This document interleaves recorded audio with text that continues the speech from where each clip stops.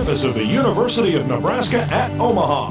The UNO Mavericks host the University of Central Oklahoma Broncos in Division II wrestling. We better come prepared because it'll be a street fight with rules, and I think we are prepared. I think we're ready to perform well. David James will have his bunch ready. They're ranked 4th in Division II. We're ranked 2nd in Division II. They have a tremendous program. David's done a great job with them there. You know, perennial power in Division II, and it's been a great rivalry over the years. We hope it's going to be a real exciting match. Anytime Nebraska, Omaha, Central Oklahoma get together, it's always a competitive, hard-fought match, a real war. Probably on paper, Nebraska, Omaha, they outman us. We've had some injuries that occurred, but we're not going to concede to anything. Again, I think our guys are excited about the challenge, and hopefully we'll be ready to meet it. It should be real competitive. Hi everybody, I'm Torrey Pantelli, and welcome to what could be one of the best sporting events in Omaha in 1999. We've got a top 4 college wrestling dual Division II. The Mavericks are ranked 2nd, they're 4-2. The Broncos from Central Oklahoma ranked 4th, they're 6-2. Always a pleasure to introduce a good friend of mine and somebody I've done events with before, 5-time All-American and national champ RJ Neby. RJ, I was fortunate enough to be there when you won the national championship. I'll tell you what, people can say what they want, but this is a big, big event. This is going to be a great matchup tonight. You got 2 programs in the Division II ranks that have been dominant for the last 20 years. I'm not just talking the last couple years. 20 years these teams have been at the top of the Division II wrestling ratings. What do you look for tonight, maybe individually, team-wise? How do you break it down? Well, the way it looks right now, if UNO wants to win this match, they're going to have to build a big lead early because there's a forfeit at the end of the match tonight that they're going to have to give up 6 points. But there's 2 matches tonight that I see could go either way. If UNO wants to win the duel, the team that wins the most of those 2 matches is going to win the duel. Okay, now, you're no stranger to the North Central Conference competition. Winning and playing, wrestling well in your conference is important. This is a non-conference matchup, but a lot of eyes are going to be on this match. Well, this is very important, even though it is a non-conference match, important for seedings at the national tournament, because these guys are going to be seeing each other at the national tournament here in March in the Lease at Fieldhouse, and what happens tonight could determine where they're seated and who wins the national title.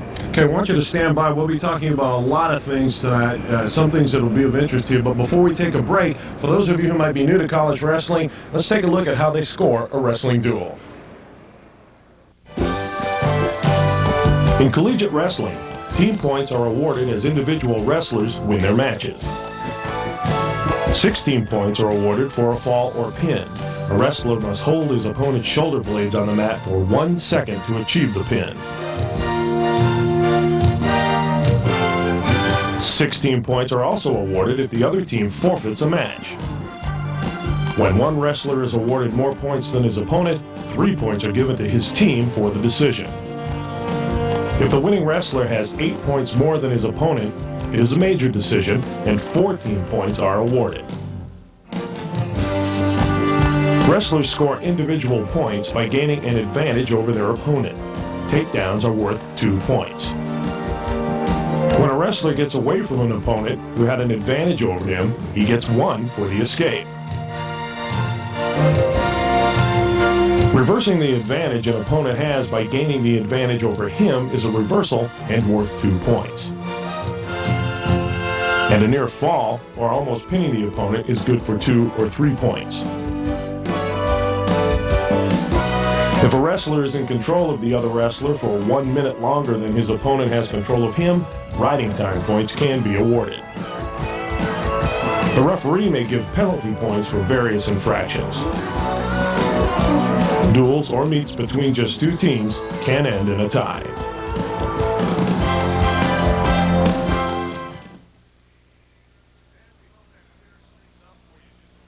We hope that you can understand that as the match goes on, the duel goes on, RJ and I'll try to keep you up to snuff. Well, let's take a look at tonight's matchups. What you're going to see is right there is with RJ. You talked about that earlier, that the forfeit for the Mavericks at 125, so that puts UNO behind by 6 points already. But we're not going to see that until the end of the match because of the jumbled order that we're going to start in tonight. Right, and then of course at 133, or as in wrestling lingo, they just say the last 2 digits of 33. It'll be Ricky Frosto against Brock Moore. Schneider and Brauman-Creighton, national defending champ. That's going to be a good one as well. And Voorhees and Mars, Marple and Cartwright, a couple of the other matchups that we'll be looking at as well. Something that RJ just talked about as we see the rest of the lineup, and of course the heavyweight down at the bottom. But RJ, you mentioned that we've got a jungled lineup, sort of, and the fact that it's not lowest weight to heavyweight anymore. A new rule this year in the NCAA is that they start at a different weight at every duel, and it's just drawn randomly at the weigh-ins. And I think basically they just did it to make it a little bit more interesting for the fans. A lot of times in the past, you see one team get way ahead, and the fans start creeping out at before the heavyweight match. So, like tonight, we're going to see heavyweight. It's actually the 7th or 8th match rather than the last one. And it doesn't put the pressure on the lightweight anymore as it used to all the time, because I remember talking to you and saying how important is this first matchup, and it is. I mean, it can set the tone for the entire duel. There's Tom Vincentini, the referee for tonight, and there's Maverick head coach Mike Denny. David James, of course, is the head coach for the visiting Broncos. And Ron Higdon, you see just out of your picture frame now. Archie, I remember watching Ron get his nose bloodied a couple times on the mat here in the field house. I think he still gets it bloodied in the room once in a while now, wrestling against guys like Brauman-Creighton, who we're going to see right there. I wonder if Ron ever thought there'd be a time where somebody might consider him an old man in the sport. Well, I'll never let him forget it. Okay, here we go. We're at 141 pounds. Brauman-Creighton against Joe Schneider. And, of course, RJ's going to let us know exactly what he sees and how he sees things progressing. But Brauman, of course, is probably going to go down as one of the most successful wrestlers to ever come through Mike Denny's program. That's right. He's currently second on the all-time win list here at UNO. He just moved into second place last weekend at the national duels. He's a 3-time All-American on his way to becoming just the second 4-time All-American in UNO history, and he's a 2-time North Central Conference champion. Last year won the national title at 141 pounds. And right now he's number 1 in his weight class at 41. So Schneider's got his work cut out for him. Schneider's a sophomore.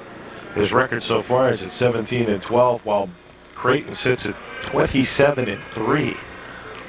These two have met earlier in the year, and Creighton came out on top in that match as well, but it was a close match. But I talked to you a little bit earlier, Brauman's a control wrestler. He might not win by a large margin of victory, but he'll dominate the match, and it'll be a low-scoring match a lot of times. Right now, they really are they seem to be just feeling each other out, as it were. I mean, there's nothing, we haven't seen any super moves just yet. One thing Schneider's trying to do, he's probably trying to keep tied up with Creighton, because Creighton's got tremendous speed from this, open position here. You'll see the speed he has when he'll take a shot. And you see Schneider keep moving in and trying to keep him tied up. The Broncos, of course, not without their successes. They have 12 national titles, 8 of them in the NAIA, 4 in the NCAA Division II. They're currently riding a 15 consecutive years in the top 4. Now, like you said, part of those years were in the NAIA before they moved up to the Division II ranks, but there wasn't any letdown when they moved up, because they won a national title within 3 years of coming up. In fact, I think they were runner-up the first 2 years they were in the NCAA Division II. Yeah, and I think a lot of eyes were on them when they made the move, as would be with any team, but they continued their success. So you look at those 8 NAIA titles and then what they've done since they just moved up to Division II, and it's not, you can't say it was a fluke, and it definitely was not a mistake for that program to move up to Division II. So far, neither one of these wrestlers has really made a real serious offensive attack. I wouldn't be surprised if we might see a stalling call out of the official here. I just saw Ron Higdon come up, and he was very animated in what he was saying to Creighton. What if you had advice? I mean, you coach at the high school level. What would you tell Brauman right now? Anything special? Basically, because Brauman is so quick with his leg attacks, that's what he needs to get going. And you see Schneider beating him to the punch there with his leg attack. Creighton, again, so tough defensively. He's very hard to score on, and was able to fight it off. But basically, you just got to get that attack going, whether it's an upper body attack or shots on the leg. Less than 20 seconds to go in this opening round. And this has been a 3-minute period with pretty much very little action so far. And of course, we talked about ride time earlier. None of that at all in this first period. There's no way. As we come down to under 10 seconds, action picked up a little bit in the last half minute, but as RJ said, really nothing spectacular. We have a second left on the clock, whether it's a full second or not. There it goes. That's the end of the period. Brauman a little upset with Schneider. Schneider's been kind of waving his fingers in his face. He's a physical wrestler, and that's one thing that they talked about before he came into this match, that he's an aggressive physical wrestler, and a little extracurricular activity there with 1 second to go. Schneider is the only wrestler in the starting lineup for Central Oklahoma tonight that's not from the state of Oklahoma. He's from Washington, Michigan. He's a sophomore. He transferred from Central Michigan. Gee, they allow that down at Central Oklahoma, out-of-staters? Looking at their lineup, you wouldn't think so. Kind of strange here. Wrestlers started facing one direction the first time, and now they turn around and face the other direction that time. There's an escape by Schneider. So he'll take a 1-0 lead over Creighton. Creighton was only able to build up 10 seconds of riding time there. Again, with riding time, one wrestler has to have at least a 1 minute advantage over his opponent's riding time in order to get that extra bonus point at the end of the match. And there might be a match tonight where we see it come down to that. That's right. Well, you see Schneider being worked on with the trainer on his shoulder. And he kind of moved rather quickly, too.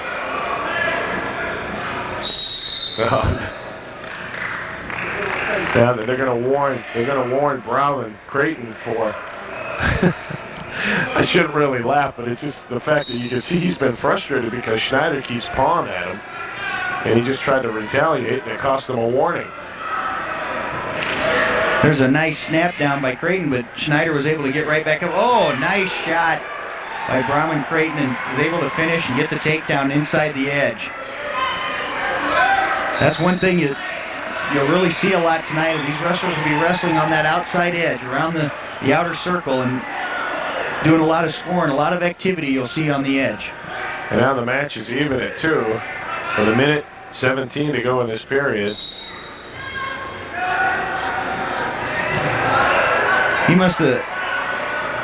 didn't give him a warning for that. He must have given him a point. Yeah, he gave him a point. I thought he gave him a warning. I didn't see it, but he had to have given him a point because it's tied up 2-2. Brauman Creighton doing a nice job of working a little bit of a bar arm series here. Schneider not able to do anything out of the bottom right now. But Creighton, if he's going to take this arm up across the back, he's got to use it. He can't just sit on it. Yeah, the last thing you want to do is be in control in this situation, but then be called for stalling. I mean, that just defeats the entire purpose. And by stalling, we mean you have to show progress. There we see a stalemate. Right. Tom Vincentini called a stalemate. Neither wrestler able to improve his position, so they're going to give him a fresh start.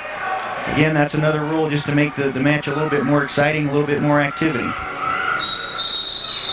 Well, you know, they've done a lot to really pick up collegiate wrestling because it has been in the shadows for so long in most sports. And it's unfortunate because it's a great sport. And it's great to watch. A lot of action constantly. Now we've got trouble again on the start. That's the second caution on Brauman Creighton for a false start. Now you're allowed 2 cautions, but the third one is a point. And at this situation in the match, I don't. So now every time they go back to the middle, Brauman Creighton's got to be real careful and sit still and not get called for that third one. There's an escape by Schneider. He takes a 3-2 lead on the scoreboard. Creighton does have 1:10 riding time. He was able to build up over a minute there, so. There's that leg action you're talking about. He's going for the legs.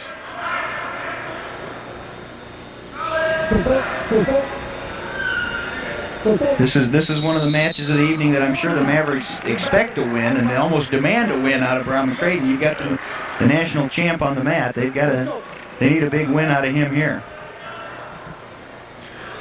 You know, you hear it so many times in sports. In a situation, you've got a defending national champ in Brahman Creighton. He's a senior. You have Schneider, who's a sophomore.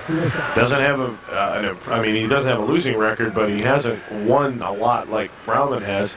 You wonder Brahman's mental set coming into something like this. You don't want to say that defending national champ and All-American is taking this match lightly, but at the same time, it's been a while since you mentioned that Brahman will wrestle his opponent closely, but I've never seen Brahman start this slow before. Well, I know one thing. It's getting down to the end of his career, his senior year, and I've been in that situation before. The pressure starts to mount on you. And I've always said my senior year national tournament, even though I won it, was probably actually my worst national tournament because the pressure was so bad, and pressure that I put on myself. I always say it's hard to wrestle with one hand around your throat. There's a second caution now against Schneider. So both wrestlers each have 2 cautions. The next one either way is going to be a point. They're both just basically trying to get an advantage there, trying to get a jump on the whistle. Just okay. Quick stand-up and escape for Creighton. Well, that was huge, actually. But, however, Schneider was able to ride him for 12 seconds, so he worked off the riding time. So right now, riding time isn't a factor. Creighton's got 58 seconds of riding time, which basically means nothing at this point. So we're tied up 3-3. But that escape point for Creighton was huge. So it's basically, you're probably looking at just about like a sudden death match here, because whoever gets a takedown in this last minute and a half is probably going to win the match.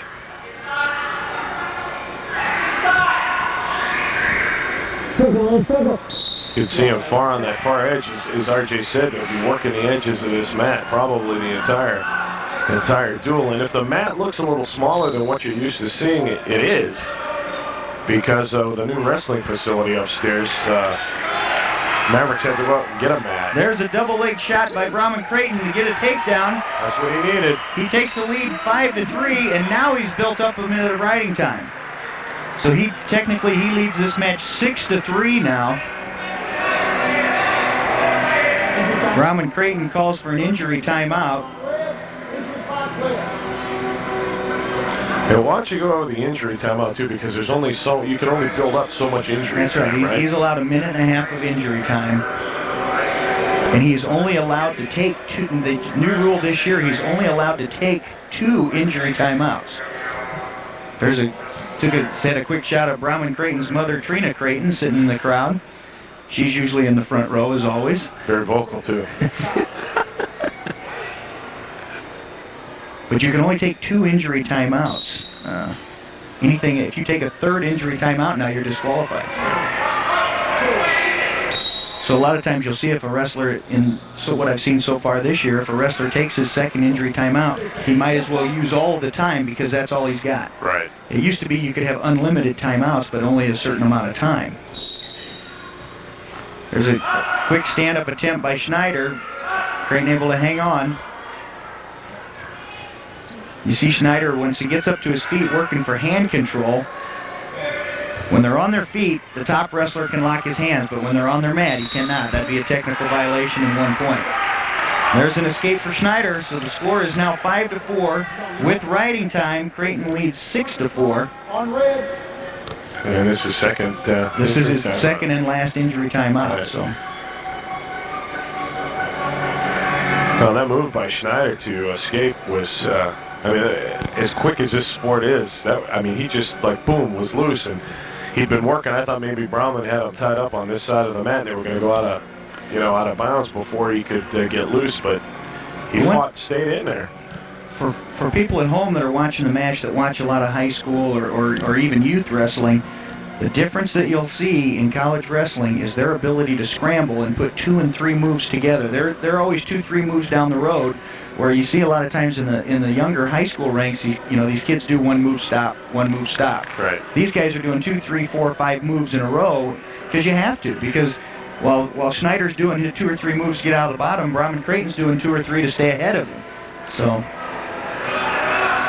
Well, that strategy or that ability, again, I know it sounds like I'm putting you on a pedestal, but that's what got you your national championship. I can remember the move you made to get that guy.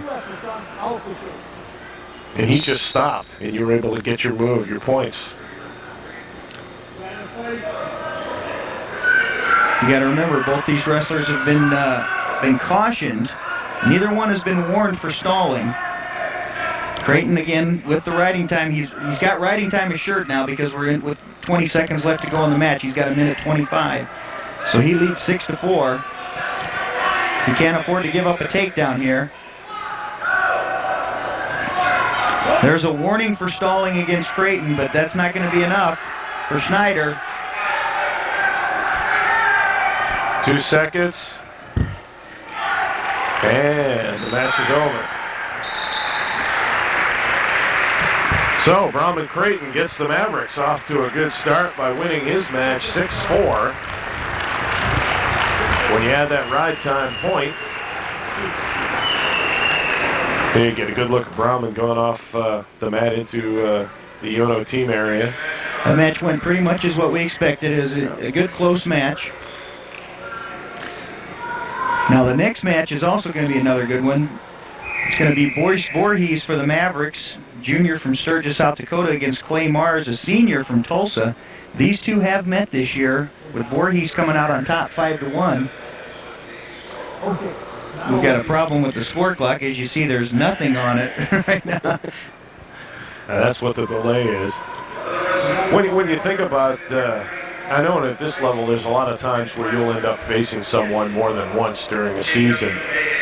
But at this point in the season, how important is it that these two have met before? And who would have the advantage?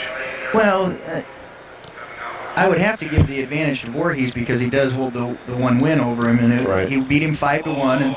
But like I said, it was the very first tournament of the year where they met at the Central Missouri State Open. And from what I hear, Mars has really been coming on strong as of late. In fact, last night he made your decision, Joe Renfro from University of Nebraska at Kearney, 20-9. So that was a big win for him. So you got to think, well, does he have momentum on this side after last night's match? So it'll be interesting to see what happens here. Well, by virtue of that decision by Brahman Creighton, right now the Mavericks, on the scoreboard at least, lead 3-0. However, with a forfeit coming up at 125, technically Central Oklahoma leads right now 6-3, but you don't officially have those points in until that match would actually come up. But that's something that I would think the Mavericks have to think about. And obviously you can't let it get to you, but you've got to be aware of it. There's a replay of Brahman Creighton's winning takedown. Like I said, he basically, whoever was going to get a takedown in that third period is going to win the match, and Brahman able to just finish a straight double on him. We're still having an equipment timeout here. This isn't the first time I've seen that clock go out in the last 20 years. What does this do to the wrestlers who now are waiting to go? I mean, you try to get yourself built up. This is probably one of the sports where nothing is a definite. In baseball, everybody's busy. You know what I'm saying? It's probably not quite as bad as calling a timeout before the field goal kicker walks out, because these guys have been sitting thinking about this match all day long. Sometimes if you've been sitting over there getting warmed up and you're ready to go right now, you walk out there thinking now's the time, and now we got to sit here and wait again. Right. So I could get cold sitting out here and tighten up a little bit, and of course you are thinking about it a little bit more. So. Well, I know that used to be under the old system when you'd start with the lower weight class and move up to heavyweight. That was something I guess everybody just had to get used to, especially when you wrestling, 190, 196? 190 and 177. 77, okay. And you were kind of like, not really at the end, but you were near the end. But you get into that routine now, you never know. I mean, you could start. You could be the first match now under this new drawing system. Yeah, it really is going to add to the interest in the sport. And one thing that wrestling needs to do is keep adding more interest and getting more spectators. It's what I call a non-revenue sport. It doesn't make a lot of money for the university. So, and really what I've always said is people that understand the sport love the sport. If a stranger walks in and they don't understand the rules, it makes it difficult, and so they don't really have too much of a following of the casual observer. Mm-hmm. But I would think anybody who enjoys competitive athletics how could they not, well, I'm being biased, I know, but how could they not enjoy a good college wrestling match, especially when you've got one team ranked second in the nation, the other ranked fourth, and, as you mentioned, for years, both these programs have been nationally competitive. They have their share of national prominence as well, not just as a program, but as in individuals. And, I mean, I guess to understand the strategy or the point system might be one thing, but just to enjoy the sheer aspect of this is a true athletic competition to me it's just amazing. Well, one thing the greater minds of wrestling, greater minds of me, that they've tried to do in the last couple of years is really kind of get the action more geared back towards the fall. Well, I think that... and that makes it a little bit easier for the fans to understand. Okay, well, we'll be back here at the Lee South Fieldhouse as you can see them getting the new scoreboard hooked up. And right now, UNO leads this duel with Central Oklahoma 3-0.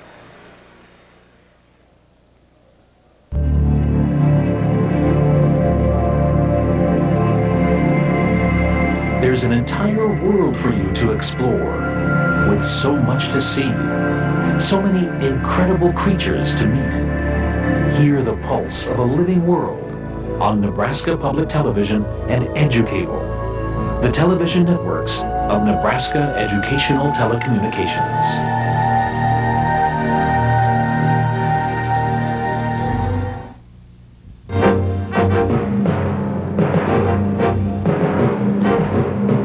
There are no easy answers to many of the questions that plague our world. But hidden below the surface, if you dig deep enough, is the truth. And that's where Frontline takes you. Frontline, only on Nebraska Public Television and EduCable, the television networks of Nebraska Educational Telecommunications. Here we are back at the Lee South Fieldhouse at UNO, and this is the 149-pound matchup between UNO's Boyce Voorhees, who's ranked 7th in this weight class, against Clay Mars of Central Oklahoma. The Mavericks won the first match. They lead it 3-0. Central Oklahoma has really struggled this year with injuries. This is a weight class where they expected to have a returning All-American, Gable Sullivan, but he was injured, out for the year. So Clay Mars, a senior, kind of one of those guys that's been around the room 4 or 5 years, just a hard-working kind of a journeyman. Seen little limited action every year, but got a career record for Central Oklahoma of 18-17. Now Voorhees, on the other hand, has been starting for UNO since he was a freshman, in his 3rd year now. Was an All-American last year, placed 8th. Has 1 loss this year in 12 matches. That's incredible. What's even more incredible is he hasn't been taken down this year. I'm not sure how he lost that 1 match, but it wasn't by takedown.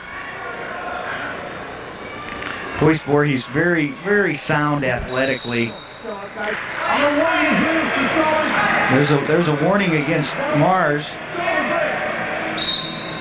Well, basically because he was backing out of bounds as Voorhees was attacking. Right, they were on the far edge of the mat, and Boyce had at least 2 points here. I mean, inside.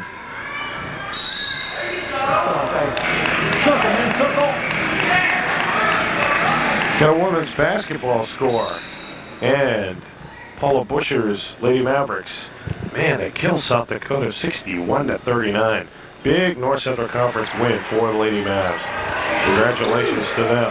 There's an example of what I was talking about, where these wrestlers are 2-3 moves ahead of each other. You know, a great scramble there. I thought twice Voorhees had the takedown, and Mars was able to scramble out, but Voorhees stayed ahead of him and was able to get that takedown. And then he moved far enough where Tom Vincentini has to say, no, let's set it up again.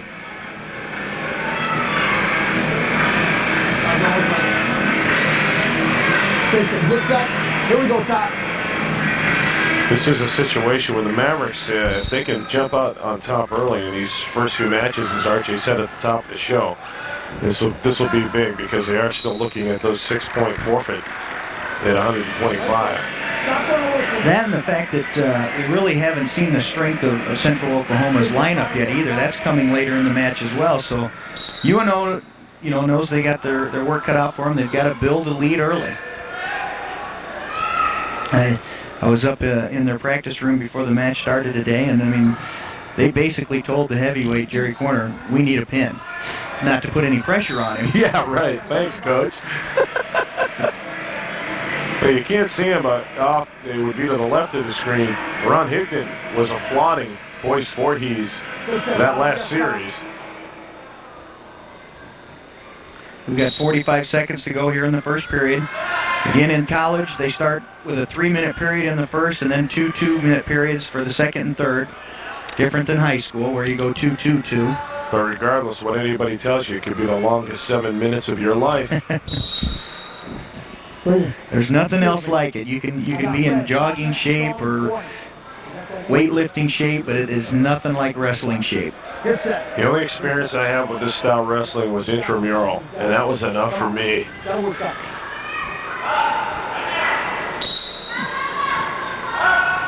Voorhees doing a nice job of riding Mars here. Now when they come to their feet in that situation, the top man has to make an attempt to bring him back down to the mat. Right. If he doesn't, the referee will call him for stalling. If he just hangs up there, they'll get him for stalling. So you saw Voorhees keep lifting and trying to bring him back down to the mat. And he does have to bring his opponent back down to the mat safely. He can't slam his opponent back to the mat. 10 seconds to go in this opening period. Voorhees still in control at this situation. Well, in addition to holding on to a 2-0 lead, he's also built up a 1:22 of riding time. Red choice. Red the first view, baby. So with the end of the period, we're going to let's see, Voorhees will get his choice whether he wants to be up or down. He actually deferred his choice. They can defer the choice to the third period now. So he deferred his choice to Mars, and Mars chose the down position. So Voorhees will have his option in the third period. Now, that's all personal preference, right? I mean, it plays to a wrestler's own strength. Yeah, that's true. Majority of the time, you'll see the wrestler take the down position, just feeling that he's not going to get turned, and if he gets an escape, it's 1 point. I always call it a free point. Take that down position because they shouldn't be able to ride you out. Right. Although Voorhees rode him the whole first period, but Mars he keeps getting close. You see, he just was about able to get away there. Voorhees dropped down to an ankle. Oh boy, I tell you what. No change in position there because Voorhees was able to hang on to that one ankle, and official Tom Vincentini felt there was never any loss of control. All right, Mars though, he made that quick move and quickly got on top. I was waiting there for a few seconds to see if he was going to call it Mars' way. You see Mars got up to his feet right away, and Voorhees basically just let him go. Again, Voorhees' strength is on his feet, obviously. Like I said, he hasn't given up a takedown all year, so he feels comfortable to get back up into this situation. He's got his riding time built up. He's holding on to a 2-1 lead, so. Coming down to a minute to go in this second period. Voorhees tried a little short, what we call a throw by there. He's real effective with that move. Now Voorhees looks like he caught a shot to the nose there. He actually had a broken nose earlier this year, beginning of the season, so that still might be bothering him a little bit. He's been battling injuries a lot over his career. He's had a couple different knee injuries and a rib injury, and like I said, he broke his nose at the beginning of the season this year. You can tell by his record in comparison to a lot of the other guys on the team. Most of the guys on the team have wrestled anywhere 20 to 30 matches, where Voorhees has only got 12 under his belt. So. Well, now Tom Vincentini's come over to the scorer's table to check something out. We're sitting at 57 seconds left in this period. As you get a good look at Brahma Creighton. We started now there's Tom We Vincentini. started in the wrong position. Okay, this choice, we didn't really start him in the wrong. We got his choice. Okay, so what we have to do, we got to go back and we got to race this, get in the second period. You what? No, red's on, green is even. Well, you don't erase on that. You shouldn't. Okay? You get the Okay, there seems to be a little bit of a mix-up. What happens here is at the beginning of a duel, the referee tosses a coin, and then the team who wins a toss, they get their choice of either the odd or even numbered matches where they'll get their choice in the second period. Now apparently what happened here was that the table or the official gave the wrong wrestler their choice. So technically, they could have. To be honest with you, I don't know what we could have done there unless they went back and re-wrestled that whole second period and called it bad time. It looked like both coaches agreed to just let it go. That it wasn't going to make a difference in the match. It really wasn't an advantage. You're avoiding wrestling yesterday. One way or another. Now there's a stalling call against Mars. That's his second one, so that's 1 point for Voorhees, a penalty point for stalling against Mars. Less than 30 seconds to go in this period. You can hear the official Tom Vincentini saying you're avoiding wrestling. So you've got to constantly be attacking and improving your position, or you will be called for stalling.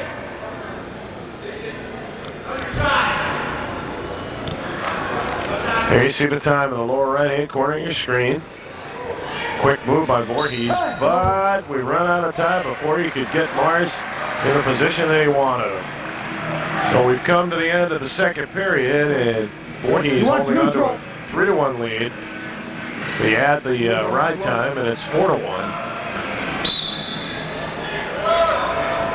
Apparently Voorhees, like we said, he's very comfortable on his feet. He didn't feel comfortable with going down in the third period. Especially one thing that helped him is getting that penalty point for the stalling, because now with the riding time he's holding on to a 4-1 lead. I might have said that was the end of the second period. I meant to say that we're coming to the start of the second period. No, you're right. We're starting the third period now. Okay. I'm in the ozone. I'm lost. I'm glad you're with me, RJ. No, you were right the first time. You gotta quit correcting yourself. Yeah, there you go. Go with your first instinct. See.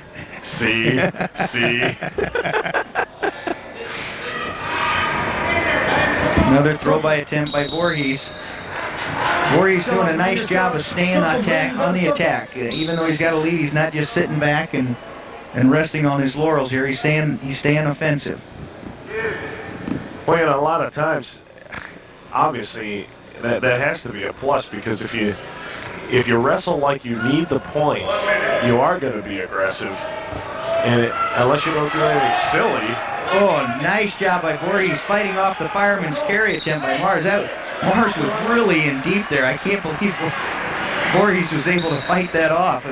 Apparently he doesn't want his record tarnished of not being taken down this year. I don't blame him.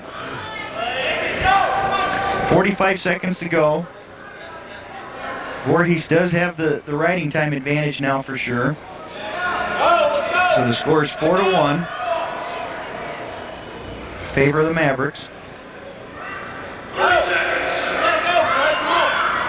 You might be able to hear some of the encouragement from the Central Oklahoma side.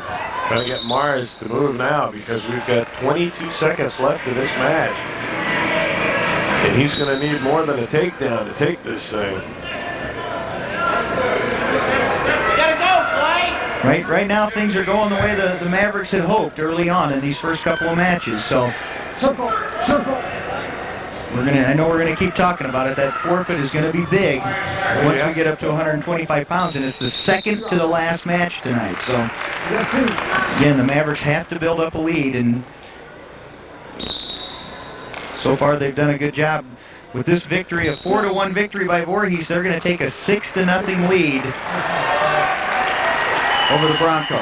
So 2 decisions in the first 2 matches here for the Mavericks puts them ahead. As you just heard RJ say, 6-0. You get a good look at Boyce Voorhees. Had a little bit of trouble with that nose earlier in the match. As RJ mentioned, he broke the nose earlier this season, which is why he's only had, this is his 13th match. But now the Mavericks have taken the first 2, and they're in pretty good shape to this point. They've made up the difference for the forfeit in a way. But again, that's something you've got to look at down the line, and you have to make sure that everything We're going to get a look at look at Voorhees' takedown. Right here, another replay of it. Shake him, guys. Well, maybe we'll get a look at it a little later. This is the start of the 157-pound match with Alan Cartwright, a sophomore, and All-American Jody Marple, a senior for Central Oklahoma. Cartwright, a youngster, but he has an impressive record, and of course we're getting into the heavier weights, but Cartwright's kind of long. He's one of those long wrestlers. Cartwright's got an 18-6 record this year, but I'll tell you, he's beaten some of the top kids in the nation. Jody Marple's ranked 6th. He was ranked number 1 until just a couple weeks ago, where he took 3 losses up at the national duels, and he dropped all the way down to 6th.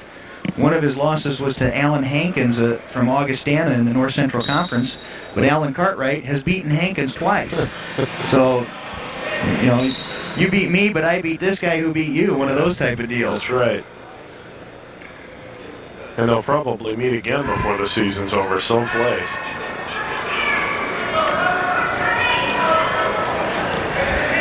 The Mavericks expect a lot out of Cartwright. He's just a sophomore, but he's a junior college transfer from Triton Junior College. Same junior college that Jose Medina came from.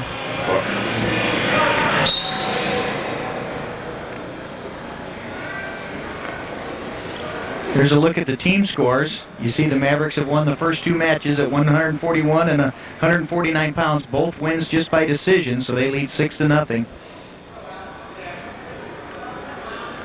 This shot gives you a good look at how both wrestlers just try to, again, they're in that feel-out process. Oh, a nice little knee block attempt by Hankins, but Marple able to get out of it. Marple's strength is probably on his feet from the few matches I've seen him this year. In fact, last year in his season he had 95 takedowns, so that's a lot of takedowns in 40 or 50 matches.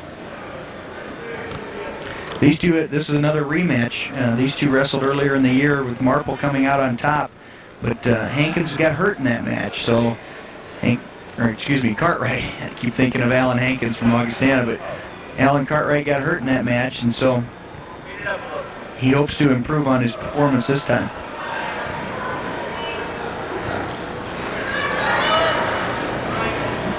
Most of the wrestlers, I would imagine, are coming to a program like this. No matter what level you're at and how long you've been at it, you're still going to need coaching. But I would think most of the wrestlers that come into either one of these programs, they've already got the good basics. Yeah, and I'm sure that the coaches want to recruit that way too. They don't want to bring a kid in here that they're going to have to teach a double leg takedown or a single leg takedown. But every wrestler's a little bit different. Their styles are a little bit different, and you don't want to change a kid. You don't want to bring a kid into the program and try to make him wrestle like another guy on the team. Right. You want to build on his abilities and his style. And we'll see that as the match goes on. Every once in a while, you'll see a team that tends to wrestle a lot alike. You watch the University of Iowa; they're real brawling type of wrestlers, and the Oklahoma schools tend to be more of the legger type wrestlers. And so you see a lot of differences in styles. But if you'll notice through each team, they all have their individuals. No score. Nobody has ride time. We are starting the second period here at 157 pounds between UNO's Alan Cartwright and Central Oklahoma's Jody Marple. Alan Cartwright was an All-American in junior college ranks last year, placed 7th, but Jody Marple, an All-American in Division II, was the national runner-up last year. Lost in the finals to Travis King, the eventual outstanding wrestler of the national tournament, so he wasn't beaten by a slouch.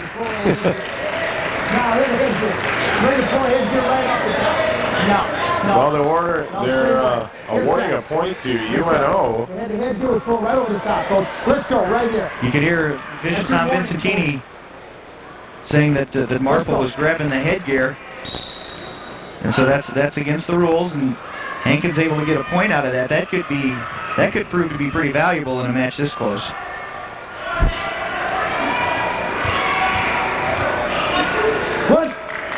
Marple just about got a reversal there, but Hankins able to get away from him, that's a case where you'd rather give up 1 than 2. So you'll just release the wrestler and just get away and get back up on your feet. So we're tied up 1-1 now. Riding time's not a factor at this point. Cartwright only has 36 seconds. Coming down to 1:05 in the second period at 157 pounds. This would be an incredible, this would be a big win if Cartwright can hang in here in decision market.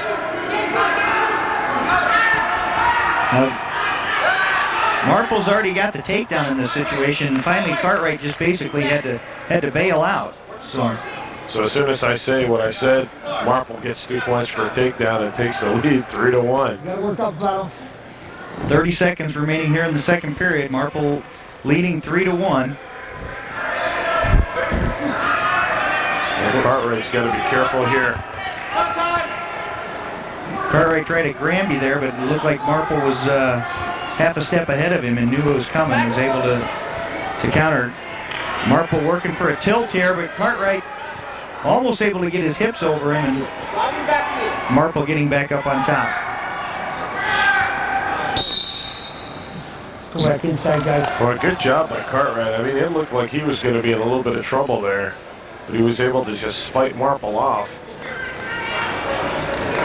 We've got 5 seconds left in this period. Yes, stop. And the Mavericks lead right now by a score of 6-0, having taken the first 2 matches here. Marple just covering an ankle there to kill the last 5 seconds of the period. It's Cartwright's choice. He's gonna take the down position. Good choice. Riding time again not a factor. Marple leads 3-1. He's got 13 seconds of riding time built up, so that's not a factor at this point. Considering the position that he's in at this point, 3-1, trailing someone as experienced as Marple, he's really still in this match. Oh, without a doubt. And No. an escape and a takedown, and the lead's his. So.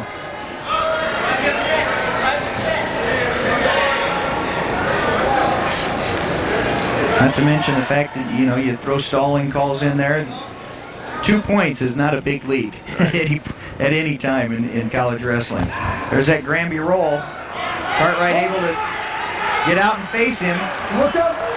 We're both up. We're neutral now. It's 3-2, and got out just in time because riding time was up to 43 seconds. So Circle.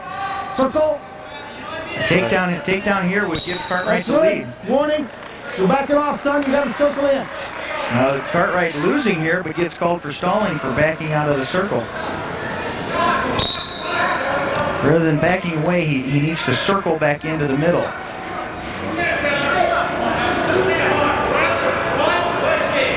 I don't know what's going through Marple's mind at this point if he's... Stall. Yeah. Tick tock, tick tock. Yeah, come on, clock. You're not moving fast enough. You see Marple trying to stay out towards the edge, and a lot of wrestlers will do that because they feel if they get in trouble, they can always scramble out of bounds. Right.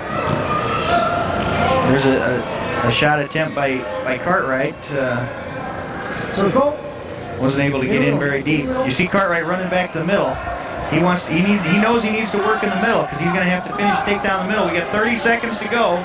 He's trailing 3-2. A quick snap down. He's got him in a front headlock position. There's a warning. There's a warning against Marple. 20 seconds to go. If Cartwright can keep the attack going and get another stalling call, we'd have a tie match and go into overtime. 10 seconds. Got to make his move. You see Marple doing a good job of going forward there and tying him up, so the match is going to end this way. That's it, time, guys. Time runs out. Marple holds on to a 3-2 victory over Alan Cartwright. So the Broncos come up with their first win of the night. And it cuts the Maverick lead Shake hands, down men. in half to 6-3. Relax. We gotta wait, men. Hang in there, relax. There's a shot of the Central Oklahoma coaches working with Marple on something that he probably should have done a little bit more of, was shooting in that match. That's former 3-time All-American and national champ Matt Goodson, assistant coach now for Central Oklahoma. Now we're at 165 pounds with Chris Blair for the Mavericks. Another one of the Mavericks All-Americans. Ranked 6th in this weight class. He's taking on Nathan Gomez. He's a redshirt freshman. There's a caution against Blair. He probably has a tendency to give up a few of those because he's real aggressive off the start. He likes to use what was called a low single, made famous by John Smith from Oklahoma State. Oh wow, yeah. You'll see Chris Blair taking a lot of low single shots in this match, but any wrestler from the state of Oklahoma is no stranger to that. So I'm sure these guys are going to be watching for it. And we were talking before the show. Anybody wants to know what high school wrestling's all about? Go to Oklahoma. Man.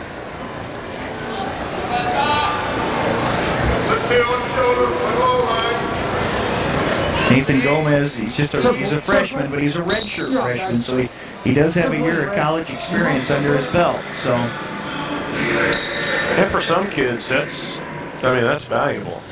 Extremely valuable, because one thing I've always talked about, at every level that you go up in any sport, not just wrestling, but you go from the high school ranks to the college ranks, it's a whole nother world, because in high school you're going to wrestle, some good wrestlers, some bad wrestlers, and a great wrestler every once in a while. You get to the college level, these are all the great wrestlers brought together. Every guy's a state champion from somewhere. Right, and especially if you, in one of these programs, and you wrestle each other, you don't get a break. There's no room for the weak. Chris Blair, a native of Omaha, went to Omaha Groves High School, was a 2-time state champion there, and helped lead his team to 2 state championships.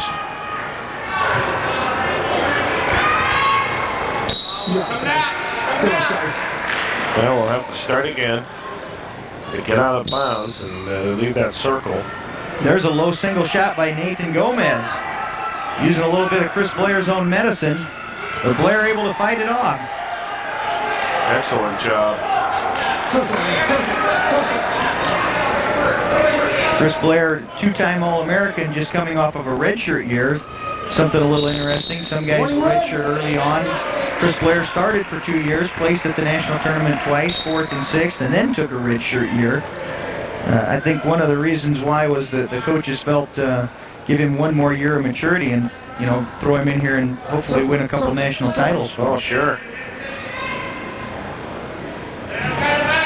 And Mike Denny, of course, people don't know much about Mike Denny. There's not much we can tell you because he really did wonders in this wrestling program. He took over from Mike Palmisano way back. In his 19th year. Now there's a fireman's carry by Blair and gets a takedown right on the edge. Again, we keep talking about scoring on the edge. UNO doing a good job of it so far tonight. Boy, what a move. Well, that was quick. Good reaction. The way this match has progressed, even though we're in the first period in less than 20 seconds, that was big.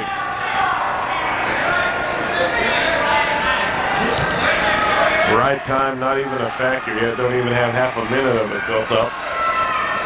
Chris Blair just trying to work the clock here. And Two-part reversal. A big mistake there. Chris Blair gets a little high, and Nathan Gomez able to sneak out the back door and come out for a reversal with 1 second left in the period. So now all that work for that takedown goes for naught because we're tied up 2-2. So as we start the second period. Now we got a little controversy here on the choice of the period again. It looked like the official was trying to make up for last time going out of order. They were going to give them their choice this time. Let me come over. Yeah, you're going to give them the 2. 2 in a row. Right. So this is their second one in a row. Right. Okay, Green, your choice. Hey, that's nice. I'm confused. Well, I think what happened was to make up for the getting out of order that you were talking about earlier. They're going to give them 2 in a row. And Mike Denny and both David James said, okay, fine, we'll work with that. It's really not a huge advantage when it comes right down to it. Relax. And not only that, they corrected it right away. Tom Vincentini recognized his mistake and said, okay, this is what we can do. There's a 1-point escape. Off the throat, stay off the throat. So Gomez leads 3-2. Got him off, guys. Now, the thing now, Blair has to forget that reversal at the end of the first period. I mean, he can't obviously mentally let that play on him, because when he had the lead and lost it so quickly. He really let the lead slip away there with just 1 second to go in the first period. That could be crucial when it comes down to the end of this match.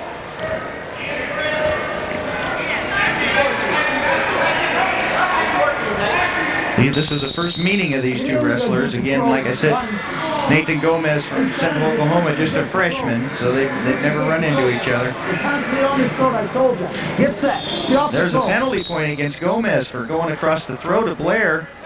Did hear referee Vincentini warn him earlier, and he continued to do it, and he finally penalized him for it. So that'll even it up now, 3 apiece. So now see if Blair can use that to his advantage. And if that's something that Gomez likes to use a lot of now, he's got to change his style a little bit as well.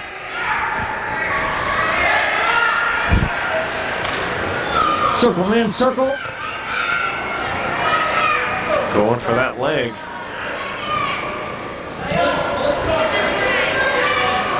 You see the time remaining in this period is they both get out of bounds. David James, you got to look at the UNO coaching staff, but I saw David James on the Central Oklahoma side. He's trying to tell Gomez, come on. The body language is like, get in there, start wrestling. Well, I know probably coming into Omaha, Central Oklahoma probably thought they had their work cut out for them and didn't even really have a chance against the Mavericks. But when they got here and saw that they were going to get a free 6 points. Sure. There's another stalling call against Blair, and a 1-point penalty point awarded to Gomez. So now he leads 4-3 as time runs out in the second period. But Central Oklahoma getting back to what I was saying, 6 free points at the end of the match. They feel they can win this match. Oh, sure. Well, I mean, hey, wouldn't you like to start out at Scott? Would you like to start with a 6-point lead every time? I'll take 3 points anytime I can get it. Okay, so Blair will be down this time. Builds up to a stand-up position. You can actually hear referee Vincentini counting. If Gomez doesn't make an attempt within a set amount of time, that he could get warned for stalling. Well, Blair just picked up on the escape points, and we're even again at 4 in ride time. Unless something happens in the next minute and a half, ride time won't have any bearing on this match. Blair's got to stay offensive.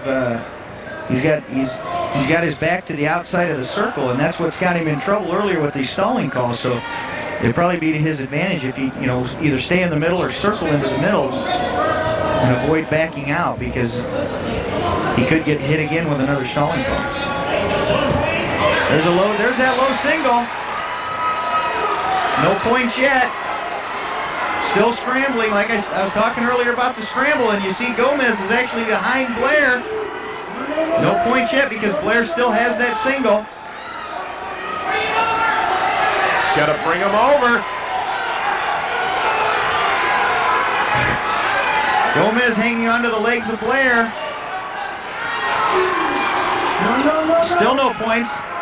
Both hanging onto each other's leg. We're probably going to see a stalemate, and there it is. What a great action for about 30 straight seconds there. You didn't know who was going to come out on top. I thought, I just There's thought. a shot at Joe Blair, Chris Blair's dad in the stands. Boy, did you see the intensity on his face? You might have heard it over the PA. We're about 25 seconds. 20 seconds to go, all tied up 4-4. Circle. I thought Blair was going to turn him over there on the far side. Let's go back inside, guys. 12 seconds to go. Somebody's got to get something within the next 12 seconds. There's a shot attempt by Gomez. Blair able to fight it off. 4 seconds. 2, 1. Gomez behind him, but wasn't able to score. You got to bring your opponent down to the mat. You got to have him on the mat for a takedown. For a reversal, you do not. You just got to get behind him. But a takedown, you have to be down on the mat. We're gonna go into overtime here, and it's 2 minutes, sudden death overtime. First points, winner. Are you bleeding? No. We've got blood time here. No. Now that's different than injury time. Blood time doesn't count against All right, let's go to work. But Tom Vincentini really takes charge, doesn't he? Really efficient when he runs these matches. No, don't give him too much credit. No, I don't want okay. him to get a bigger head than he already has. I can't believe it's already been 20 years since. I got to be careful what I say, though, because he's repping our team next week. Well, if anybody says anything, I'll say I'll send it. Okay. Again, this is sudden death. First point scored wins the match. However, the stalling calls do carry over. So Chris Blair, who's been warned for stalling and called for stalling twice, he's got to stay aggressive because he could lose the match on stalling here. If no one scores in this 2 minutes, then we go to a coin toss and what I call the Bronco ride. When one guy gets his choice, either top or bottom, you can either try and ride or you can try and get out. How does your strategy change in overtime sudden death, RJ?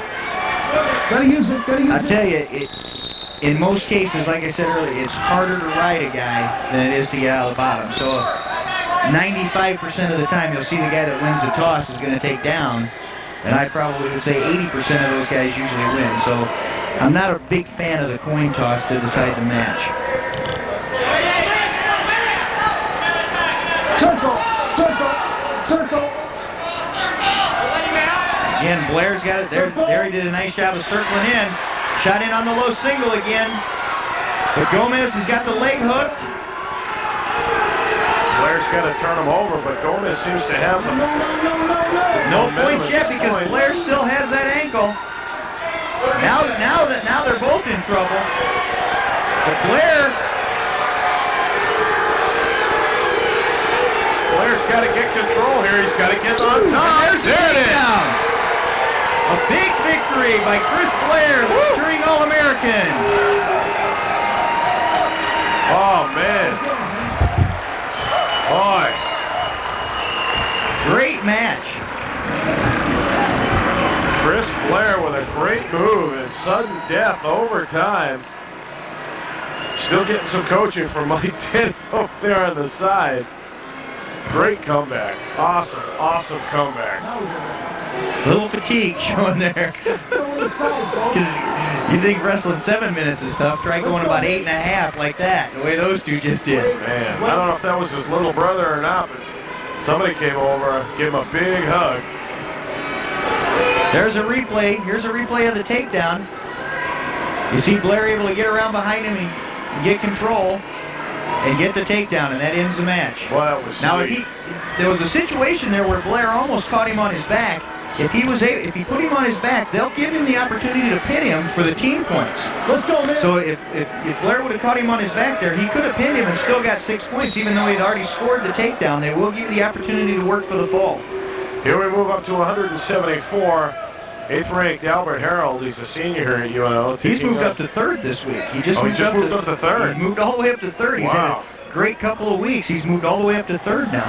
He's taking on another redshirt freshman for the Broncos, Tony Raimundo.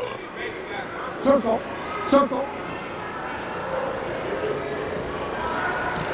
Raimundo, a two-time state champion. Actually won it his senior year in Oklahoma, but won it his junior year in Arizona. He placed as a sophomore in Oklahoma, moved to Arizona, won a state title, decided he wanted to move back and win one in Oklahoma.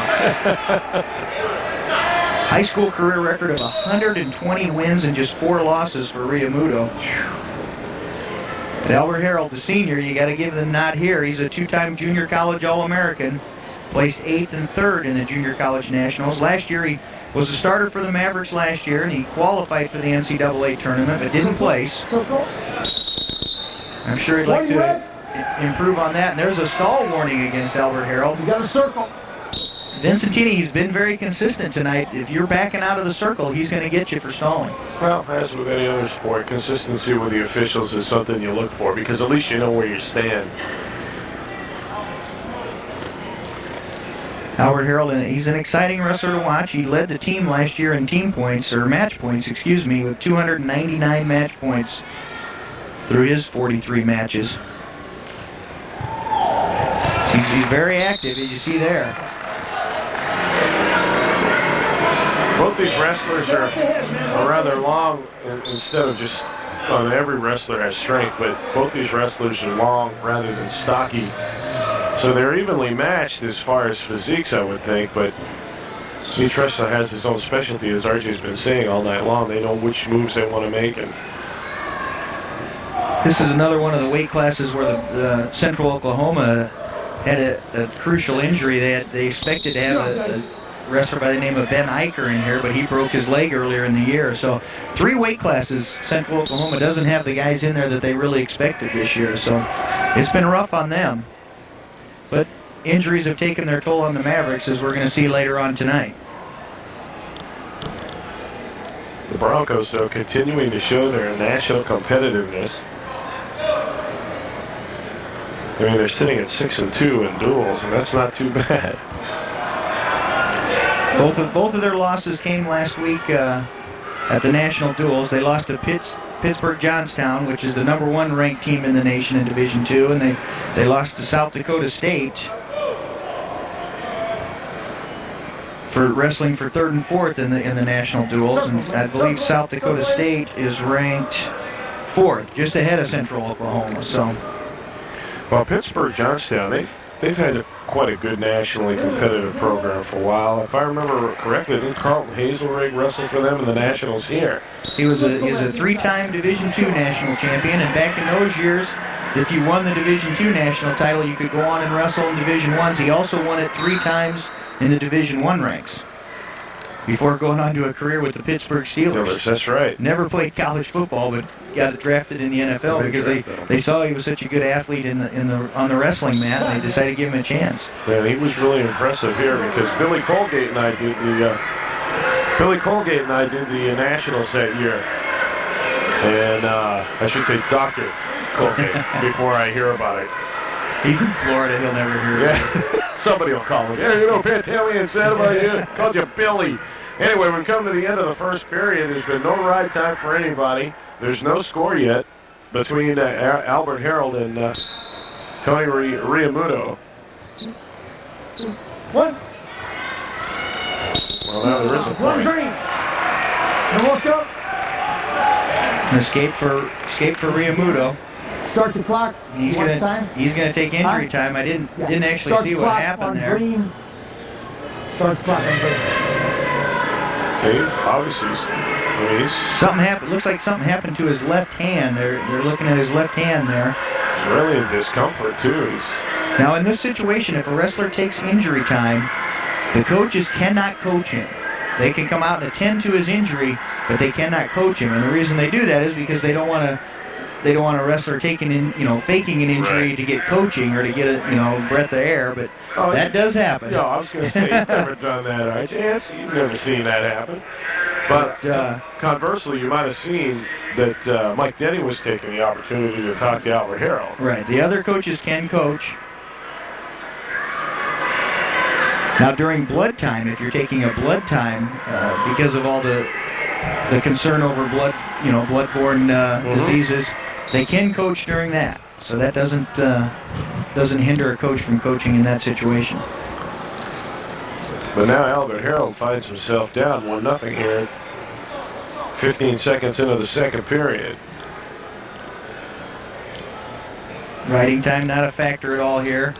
Albert doing a nice job staying on the attack, worked the front headlock, and then dropped right into a shot. Now he's back into that front headlock. Like I said, he's very active. That could tend to drive an opponent crazy because you're always moving. You don't have a chance. I mean, you can't breathe. And when you're constantly fighting off that attack, it wears you out beyond belief. Albert Harold's record right now sits at 19-10, but like I said, in the last couple weeks, he's really come on strong. I believe he went 4-0 at the national duels last week, and that's against the best competition in the nation in Division II. So.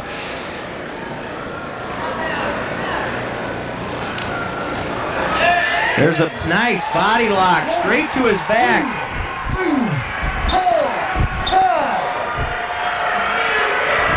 Riamuto made a slight attempt at a throw there, and Albert Harold able to body lock him and take him straight to his back for a takedown and 3-point near fall. So we went from a 1-0 match to a 5-1 lead now in favor of Albert Harold. Man, that was quick. That was a good move by Harold. You might have seen Vincentini down there counting, watching the shoulder. Now he's got him in a tilt situation. Riamuto, no points there. You got to get a near fall, you have to hold him for at least a 2-second count. If you hold him there for 5 seconds, you get 3 points near fall. There's actually a situation where you can get a 4-point near fall now too. If you have a wrestler on his back, you've met the criteria for a 3-point near fall, you've held him there for 5 seconds, and then he takes an injury timeout, they'll give you 1 more point near fall, so you can actually get a 4-point near fall now. And what that does is it discourages a wrestler from faking an injury to get off of his back.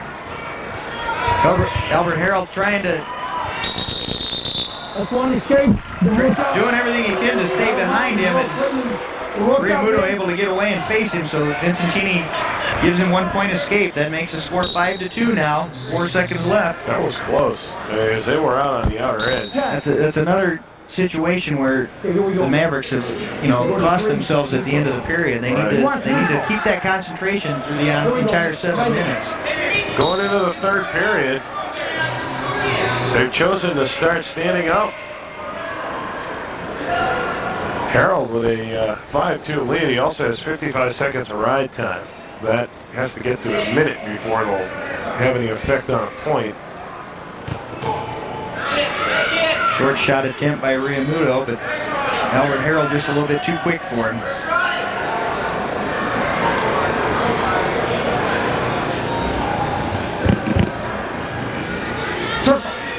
Both wrestlers just continuing it. As far as Harold's concerned, I mean, he can't run because it would be obviously trouble for stalling, but with a 5-2 lead at this point, he just needs to stay aggressive and wrestle smart, and the Mavericks can pick up yet another win. I like to refer to it as time management.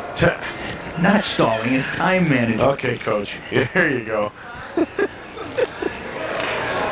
Minute to go here in the third period. Again, Albert Harold holding on to a 5-2 lead. Riding time not a factor as of yet. Close to that edge, and then they do go out. It's right there. It's right there. Right there. Right there. He's got it. The Mavericks will be home again tomorrow against Kearney.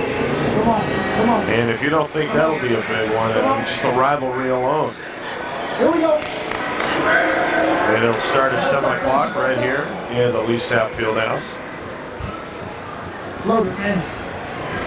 Under a minute to go here in the third period. This is one of the matches I know the Mavericks had hoped to get a win, and so far it's looking pretty good for them.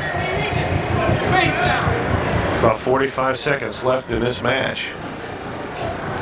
Harold really looks dominant strength-wise. And he's been able to really fight off most of the attacks by Riamuto.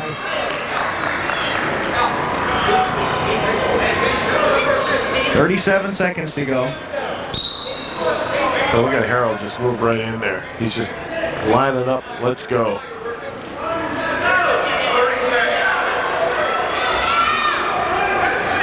Under half a minute to go in this match. No. You saw Riamuto try to drag his toes there. Similar to in football, if you can get both those feet in, keep both those feet in, they'll give you the takedown. There's a caution against Harold. That was close too. That was really close.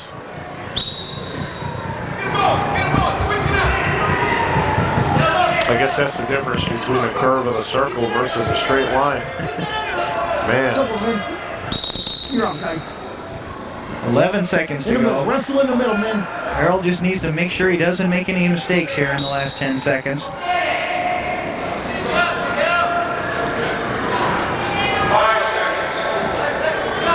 And he's going to be able to hold on to a 5-2 victory. Wow. That was big.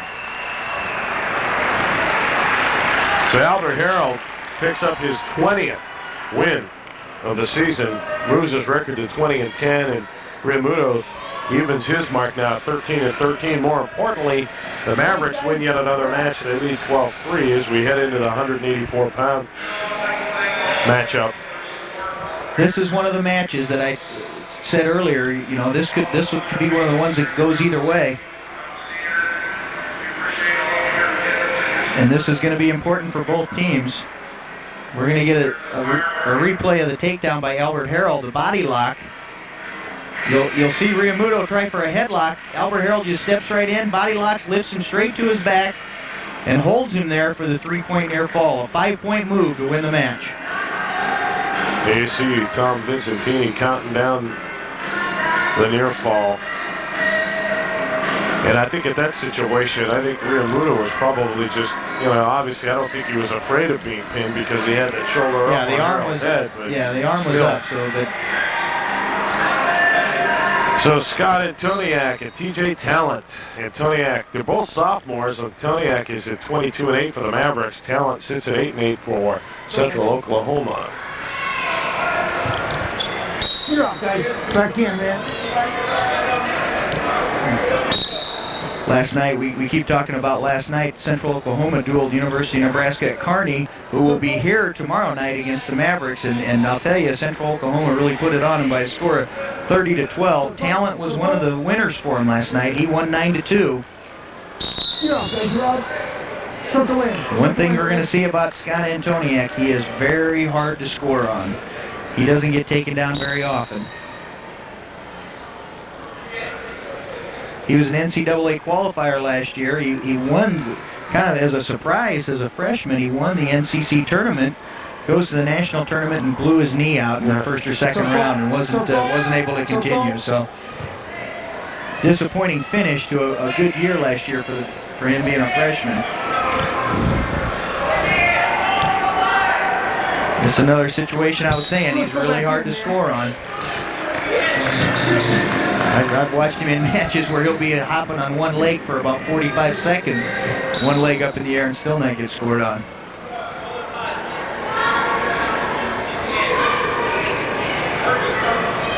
Now, most of these matches have started out slowly, and I guess, you know, if you don't know your opponent that well, that's how it goes, but a couple of them went quickly. But this is another one where, you know, you've got to find that balance between figuring out what's happening and not get called for stalling.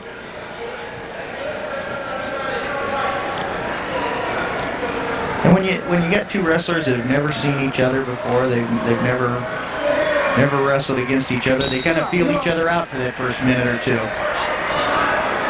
All right, update after one period. The Mavericks skaters are down to Niagara 3-1. Mike Kemp's kids hosting Niagara. And they're losing 3-1. But earlier tonight, Paul Busher's Lady Maverick basketball team took it to South Dakota 61-39 up in the Dome in Vermilion. Nice. Nice shot by Scott Antoniak to get the takedown. And actually, it was what I would call a reshot. Talent took the first shot, and Antoniak countered with a shot of his own to get the takedown. A great takedown. And he takes a 2-0 lead here with 1:03 left in this opening period. Yes. I said earlier how Scott Antoniak injured himself last year at the national tournament. Did the same thing his senior year in high school. He's in the state finals, and I believe he broke his arm, unable to continue. So. Stay out of the face. Talent gets a 1-point escape. Circle. Keep yours down.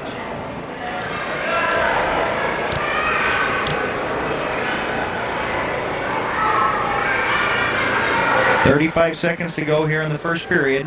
Antoniak leads 2-1 after the nice takedown. Circle. I've never seen Mike Denny quite this still. I mean, he's just standing on the sideline with his hands clasped behind his back. There have been times where I've seen him just not a madman, but he's been coaching vocally. It's that maturity. Oh, is that what it is? There's a shot of Coach Denny. And see, 20 years, you get a little bit more calm. It's that martial artist in him. You know, he's a third-degree black belt in judo. He's learned to keep everything within and control it. So we come to the end of the first period. He defers, you red. Talon's choice, but he defers to Antoniak. Antoniak's going to take the down position. Like I said, Antoniak very hard to score on, so I don't expect to see him get in too much trouble here on the bottom. He's building up to a stand-up, working for hand control. Trying to stay in bounds. Talon able to pull him out. Again, you heard the official counting off there. 1, 2, 3, 4, 5. If he doesn't feel that the top wrestler is making an attempt to bring him to the mat, he'll call him for stalling. Yep. There's a false start against Talon.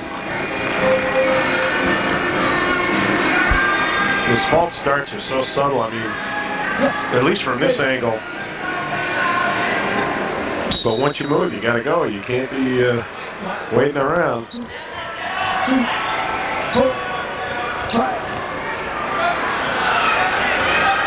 Antoniak working hard to try to get there's a stalling call. You got 5 seconds to make an attempt. If he doesn't bring him back down to the mat, the official is going to call him for stalling. And you saw Talon also kept trying to pull him out of bounds. He'll call him for stalling on that too. Yes. Talon's built up 12 seconds of riding time. There's another caution. I'm not sure who it's on this time. It's on Talon again. Stay set, man. That's his second one. Now, this is an advantage to Antoniak because now he knows Talon's going to have to sit and wait for that whistle, so he can maybe try to get a jump on him every time. Right. Try to get that first move. And he just gives up and lets him go. Talon calls for an injury timeout. Start the injury time. Not real sure what's wrong with him. I don't know. Trainers over there.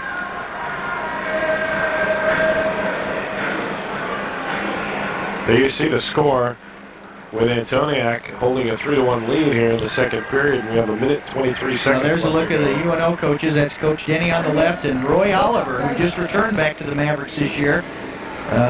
After being gone for a few years, worked for USA Wrestling in Colorado Springs and came back to his home state his hometown of Omaha and back working with the Mavericks after a few years off.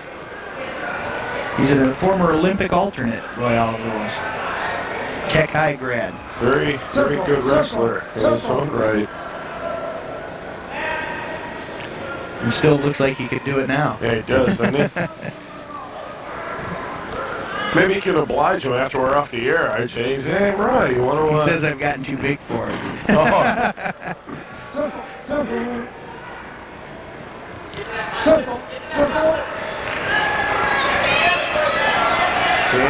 Single leg attempt by Antoniak. He's got to keep him in bounds. He's got to be careful not to step out. Nice move to pull him back in. Doing a nice job of pulling him back to the middle. And Talon able to fight it off. Let's go back in, guys. 8-8. Antoniak leads 3-1. 26 seconds remaining here in the second period. Right here, guys, right here. Riding time again not a factor at this point. Talon's only got 24 seconds built up.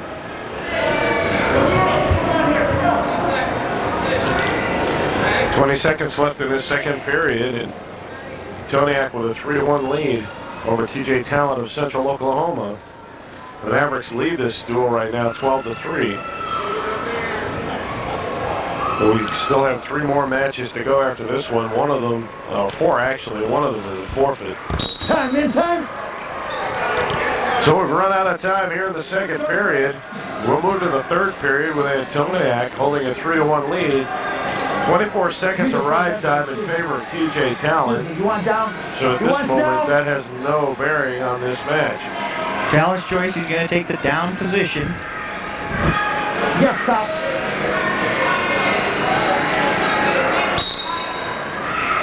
Antoniak probably tried to do as good a job as he can to ride him and eat up as much of that clock as possible. Talent came straight up into a stand-up position. That's probably the most popular move, and it's the hardest to stop from the top position. So it's the move you're going to see the most of with all these guys out of the bottom. There's the escape. So now we're back to a one-point match.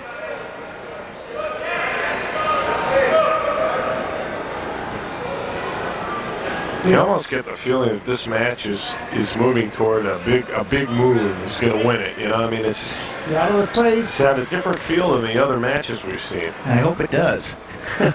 Well, it's exciting. Circle. Antoniak, he leads 3-1, but he's got to be careful he'll not get called for stalling. One thing you're going to see out of Antoniak right here, from the little bit that I've seen of him this year, he'll start taking a lot of short half shots right here in order to keep from getting called for stalling. Injury time. And you know, a very low risk move. It's not something that's going to get him in trouble, but it gives the appearance of being aggressive.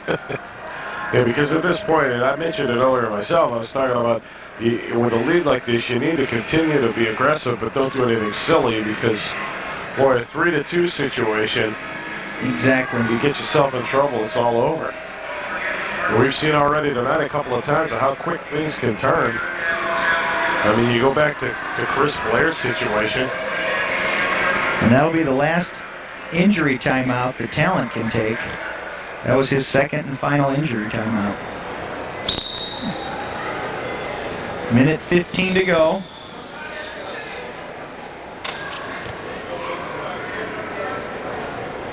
And Antoniak digging an underhook. Continuing to go forward. Again, doing a good job of staying aggressive. Little short shot there. Antoniak wants to stay in bounds, keep that clock running. And every time they go out of bounds, it gives them a fresh start back in the middle. So you can tell Talent appears to be struggling. And just when he walked back to the circle here, he was looking over at the coaching staff. I don't know if when he got hurt earlier is bothering or if he just feels frustrated that he can't handle Antoniak the way he wants. Talent in on a single. But with Antoniak having the underhook, Talent unable to finish it. Break clean on a whistle. Little extracurricular activity after the whistle out of bounds. Little frustration, I think, on TJ Talent's part. Like I said, Antoniak is so hard to score on. It's very frustrating to wrestle a guy like this. There's another shot on the edge. Again, that gives that appearance of being aggressive. Right here, see out the head. 17 seconds left in this match. Scott Antoniak hanging on to a 3-2 lead over TJ Talent. The Mavericks would love to win this match as well. Circle. Oh, Man. throw attempt, 1 second to go. Antoniak's going to be able to hang on to a 3-2 lead and get the victory for the Mavericks. It's another 3-point team score victory. So now they extend their lead to 15-3. Coming into probably one of the biggest matchups of the night at 197 pounds. Well, this was a big one, too, as you get a good look at Scott Antoniak trying to decompress a little after that match. This was touch and go the entire way, all three periods.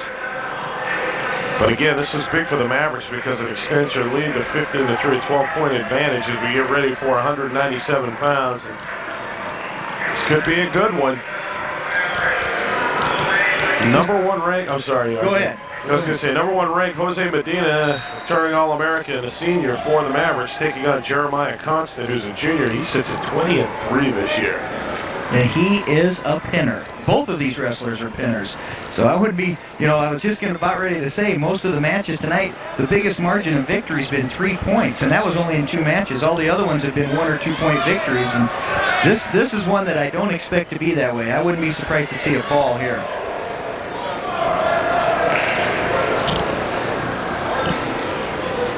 Jose Medina. Continuing in that long line of successful wrestlers at UNO.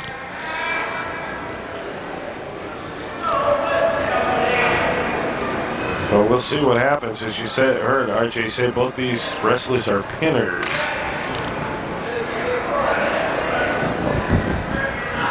Just to let you know how much of a pinner Jeremiah Constant is from Central Oklahoma. In high school, his career record was 89-5 with 76 falls. In junior college, he was 65-2 with 56 falls. There you get a look on the left side of the screen at where we are at this point. Oh! Nice move. Nice takedown by Jose Medina, the senior from Chicago. But he's got to be careful here because Jeremiah Constant is what I like to call a funky wrestler. You never know what this guy's going to do. He's rolling and twisting. A few years ago, UNO had a 190-pounder just like it by the name of Pat Kelly. Yes. You just never knew what was going to happen when he was out on the mat. Actually, at that time, Pat Kelly was quite a popular name for UNO wrestlers. Actually, when you think about it. But Medina with a great move on that two-point takedown.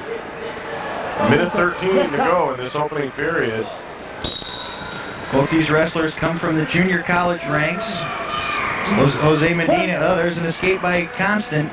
Jose Medina, an All-American, placed fourth, and two-time All-American in junior college and an All-American last year in NCAA Division II. He placed fourth.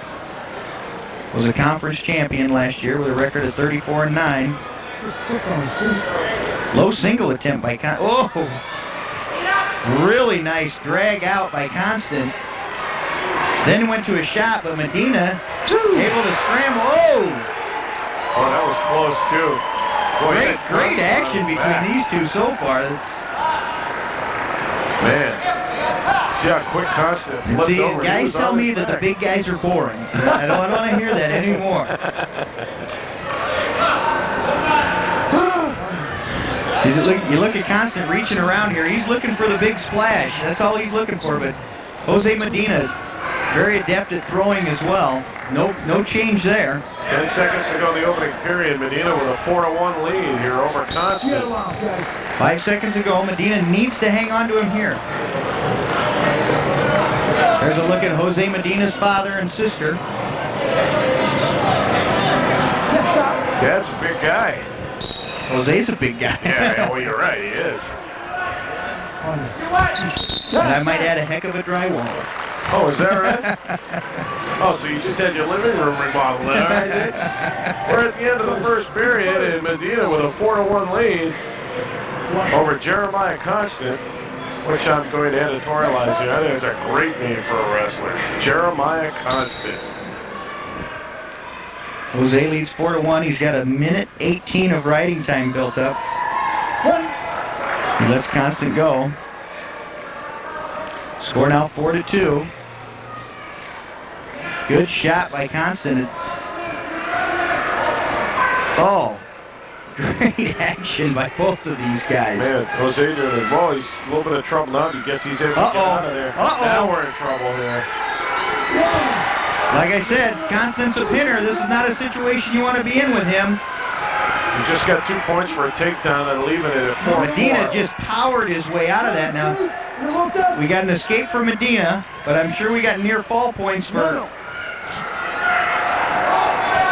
Apparently no near fall for Constant in that situation, so the score is 5-4. Right, yeah, Vincentini held up 2 fingers. I guess he only tapped the mat twice, and now Jose is hurt, pointing to his left wrist.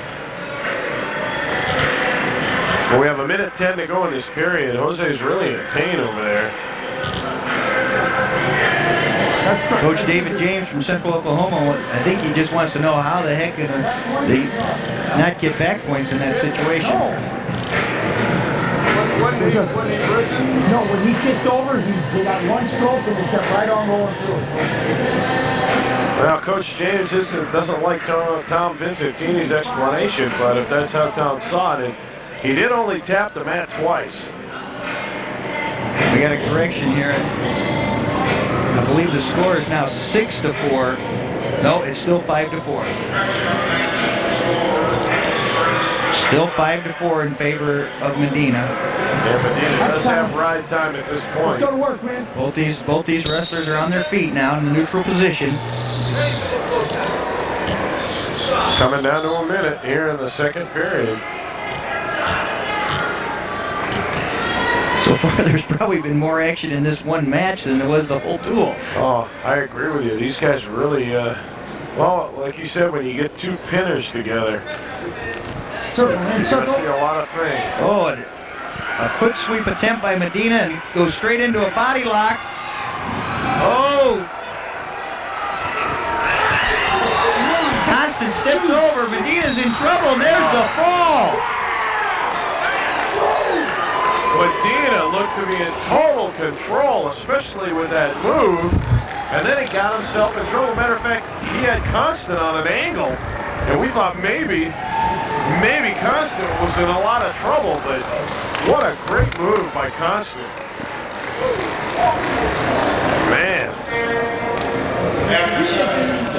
Now that's going to make the team score 15-9 in favor of the Mavericks, but you got to remember, the Mavericks are giving up 6 points, so that was huge for Central Oklahoma. Boy, we told you all along how fast things can change in this sport, and you saw it. I mean, Medina wasn't in total control, but it looked like he was kind of cruising. Incredible. So now we're going to move on to the heavyweights. Jerry Corner is number 1 at the heavyweight level. Just moved up to number 1 last week at the national duels. Here's a replay. It was actually Medina trying to go for the throw, but Constant able to step over and get the fall. It was tight. A lot of emotion. But Corner, a senior at 22-3, taking on another senior, Jim Bashirs, for Central Oklahoma, here in the heavyweight match. Nope, we got a freshman here. And then come right back here, okay? All right, let them loose. Here we go. Jerry Corner wrestling Ray Rice. Oh, okay. They had a substitution today.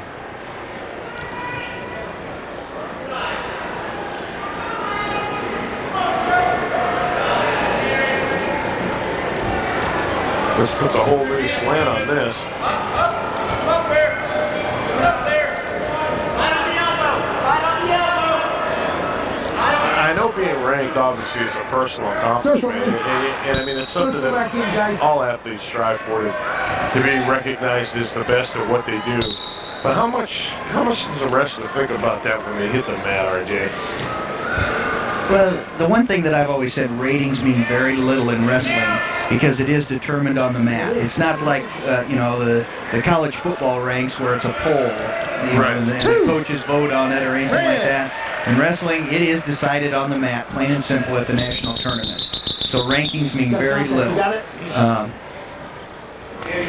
But the rankings really do, play a role in the seed when it comes to the tournament too. Right.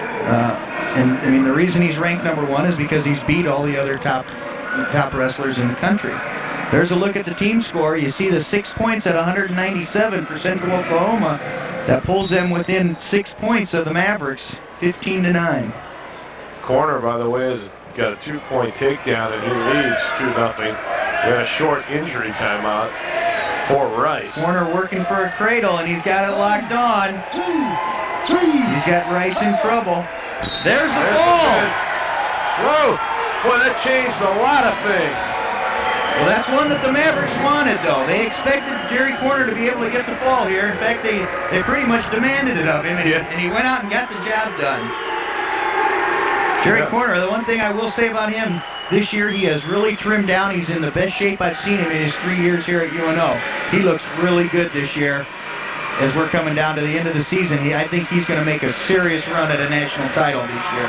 And this is just one bigger step. We just got to look at the forfeit. Here's a replay of the cradle. Just pulls him back. He traps the far leg. And it doesn't take very long, and there's the fall. Now at 125 pounds, Mac LaRock, UNO's All-American sophomore, had to forfeit with a rib injury that he got hurt in practice this week. So Sam Cesana of Central Oklahoma gets a 6-point win or forfeit for Central Oklahoma. So the score right now is 21-15 in favor of UNO. So The best that Central Oklahoma can do here, this is the last match, is get a tie. However, they got one of their best wrestlers out on the mat and two-time returning All-American Brock Moore. and Ricky Frosto of UNO, a sophomore, it's up to him now to keep the Mavericks on top. But of course, Brock Moore would like nothing better than to put Frosto down on his shoulders. Ricky Frosto really making his debut in the Maverick lineup tonight. They've been trying 2 or 3 different wrestlers at this weight class this year, and this is the first chance that Ricky gets. He's a sophomore out of Amarillo, Texas, and wrestled at Caprock High School, the same high school as assistant coach Ron Higdon.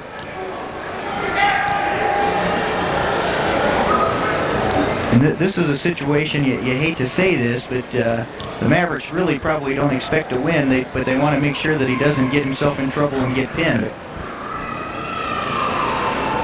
If he can just keep it close, the Mavericks will walk away with a victory here at home.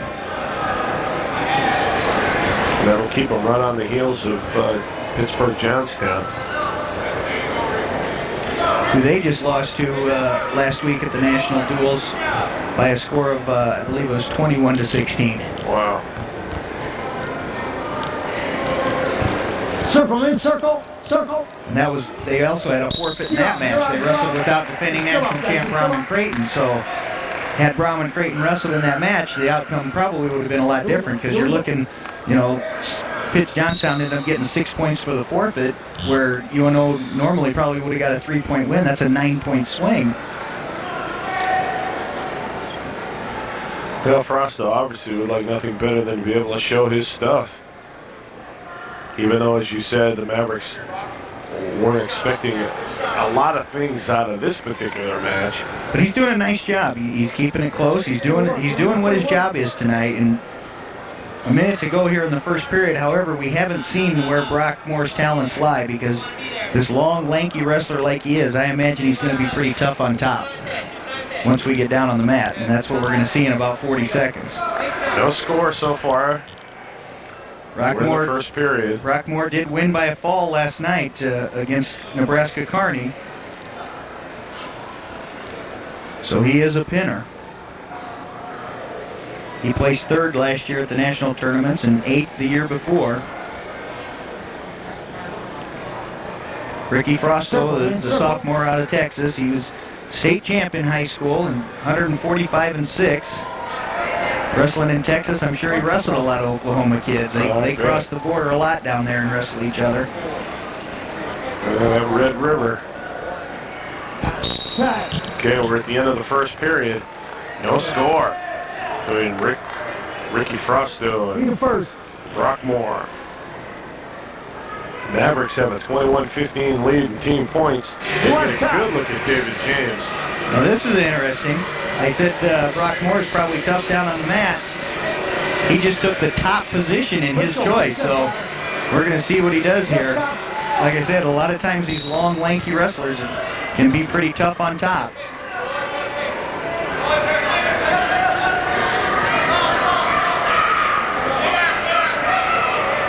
Moore looking for a near side cradle.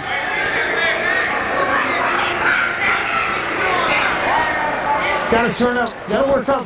Frosto's just trying to make his move without getting himself in trouble.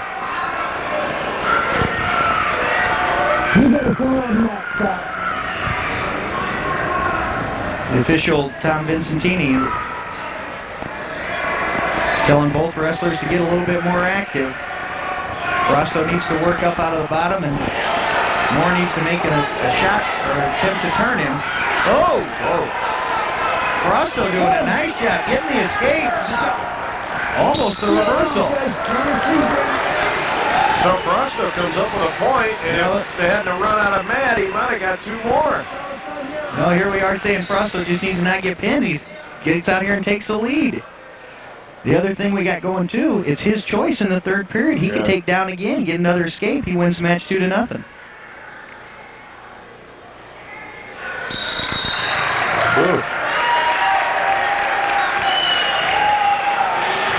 There's a case where that small mat kind of took its toll on the wrestlers. You saw Brock Moore kind of fall out of bounds on the new hardwood floor here. Right. Now, see, a year ago that would have been a problem. We still have the soft floor. That's right.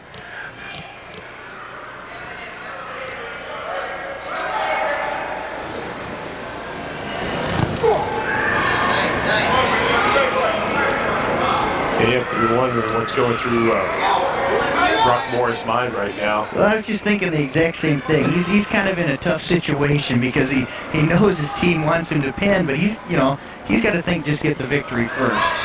You know, I mean, a pin would be great, but he can't go out there and do something foolish and get himself in trouble and cost himself the match.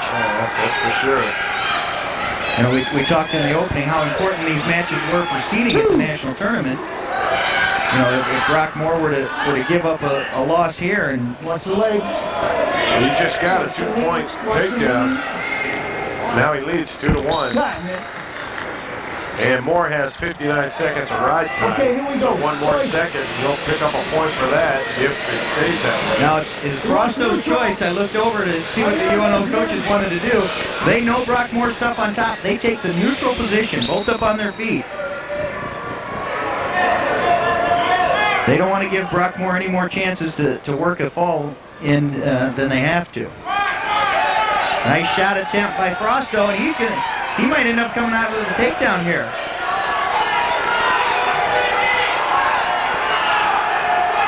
Got to make some move, and there's a stalemate. Got a great opportunity. Right here, guys, right here, right here.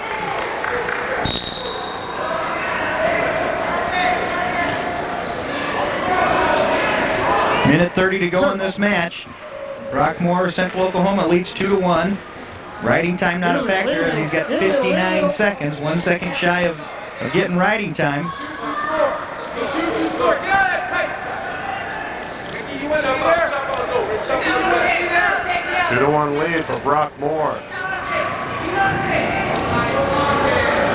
Regardless if Ricky Frosto wins or loses his matches, I think the coaching staff's going to be happy with him. He's wrestled a good match. I mean, he's wrestling a two-time All-American, one of the better wrestlers in the Bronco lineup, and he's done well against him tonight.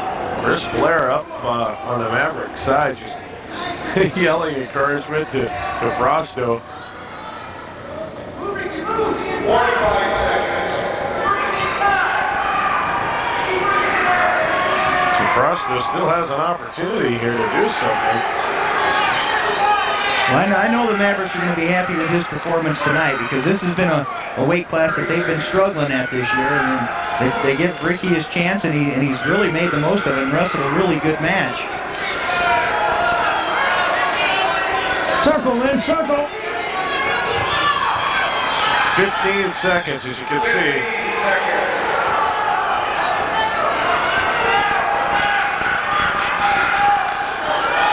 Tried a shot at that leg, and it didn't get there. There's a warning against Brock Moore for stalling. And there's 1 second left, and that's the way we're going to end up with a 2-1 victory for Brock Moore, the senior from Central Oklahoma. So that's 3 more points for Central Oklahoma. But it's not going to be enough as the Mavericks hold on to a 21-18 victory. Well, quite what we expected in some areas, and maybe not quite as much as we thought in others. But we'll come back, we'll take a look at all of this, and we'll assess what happened here from the Leasap Fieldhouse. You're watching UNO Maverick Wrestling.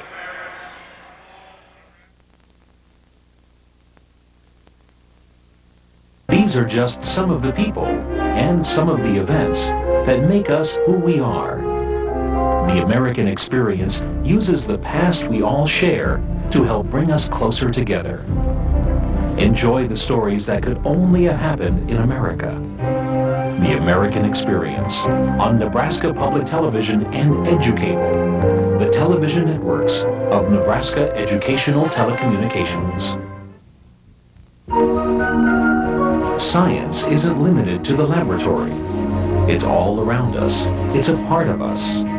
Science is wondrous, mysterious, dangerous. The more we learn from science, the more questions we have. Nova. Science television at its best. Only on Nebraska Public Television and Educable, the television networks of Nebraska Educational Telecommunications. There's a lot that goes on in your home of Nebraska. A lot of stories for Nebraska Public Television to share with you. Like the story of how our Capitol building was finally completed with the addition of 8 giant murals in the Memorial Chamber.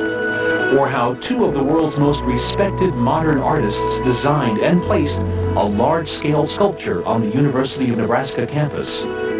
Or a dramatic retelling of the works of one of Nebraska's most celebrated writers, Willa Cather. These are your stories, your television, Nebraska Public Television. Thanks to people like you, 2 old friends talked about last night's opera at the New York Met. And this man decided to become a scientist and discovered a spectacular light show. This family read their favorite bedtime story together. People all over the country are members of public television. We're asking you to become a member of Nebraskans for Public Television, because if you don't do it, who will? We're back at the Lee Sapp Fieldhouse on the campus of UNO, where the Mavericks, ranked 2nd in Division II wrestling, have just taken down number 4 University of Central Oklahoma 21-18. There you see the individual scores for each of the matches, and you look at one for the Mavericks. What was really big is the heavyweight class. They come right back and get a pin after Central Oklahoma pins at 197. Anything special stand out tonight for you? Any surprises, RJ? Probably the biggest surprise was Jose Medina getting pinned at 190 pounds, but like we said, both those guys were pinners. It was going to happen one way or another. Right. Unfortunately, Jose came out on the short end of that, and Ricky Frosto closing out, I thought wrestled real well. Even though he lost, he kept it close. He did his job. But UNO did exactly what we were talking about in the opening. They needed to build a lead early. Right. They got the job done. They were able to hold on for a victory at the end, even though they had to give up the forfeit. So what's this do for the Mavericks now? We have Kearney coming in tomorrow night, and it's always nice to get a win in the first night of back-to-back duels. We are really in the home stretch for them. You know, they've got a few duels these next couple weekends, and then the North Central Conference is coming up, which is always tough. Every team in the North Central Conference has got some very solid wrestlers, and then they go on into host the national tournament right here in the Lee Sapp Fieldhouse. And I know they would like to win one here for Coach Denny. Now, as far as the Broncos are concerned, you mentioned earlier when they came in, they really weren't expecting much, and then when they ended up finding out they were going to get a forfeit before the duel even started, they felt they might have a chance to win this. It didn't happen that way. Yeah, I know that 6 points really thought they thought they were going to be able to pull off an upset here. But they didn't have enough, especially with Jerry Corner, the #1 ranked heavyweight in the country, getting the quick pin for him. Well, there you have it. The Mavericks win it 21-18 over the Central Oklahoma Broncos. And we want to thank you for being with us here on KYNE. It's been a pleasure for me always working with RJ, a former Maverick wrestler. That's just like saying, I'm not doing him justice. 5-time All-American national champion. He's coaching here locally, so he's still with the sport. I want to thank everybody on the crew. You can't do it without a bunch of people. There are a ton of people involved in this, all the way from camera people, floor people, a crew, the director, the producer.